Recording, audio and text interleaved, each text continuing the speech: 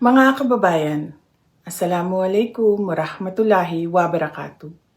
Dahil sa kamakailang paglala ng tensyon at labanan sa ilang bahagi ng gitnang silangan, hinihikayat ang lahat ng Filipino na kasalukuyang naninirahan o naglalakbay sa rehiyong ito na manigurado sa pag-iingat at pagsagawa ng mga kinakailangang hakbang upang mapangalagaan ang inyong kaligtasan.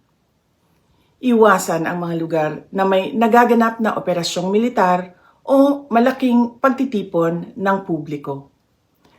Mahigpit na subaybayan ang mga opisyal na abiso at paalala mula sa mga lokal na otoridad ng bansang inyong kinaroroonan at ng kanilang Ministry of Foreign Affairs.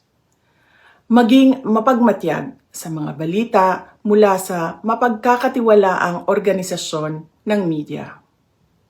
Panatilihin ang regular na komunikasyon sa inyong pamilya, mga mahal sa buhay, at mga pinagkakatiwalaang kaibigan tungkol sa inyong kinaroroonan at kalagayan. Paniguraduhin na hawak ninyo ang emergency numbers ng ating Departments of Foreign Affairs at lokal na otoridad ng inyong bansa. Siguraduhin valid at hawak ang inyong mga dokumento at pasaporte. Kung lalo pang lumala ang sitwasyon sa seguridad, maging handa na baguhin ang inyong mga plano anumang oras kung kinakailangan.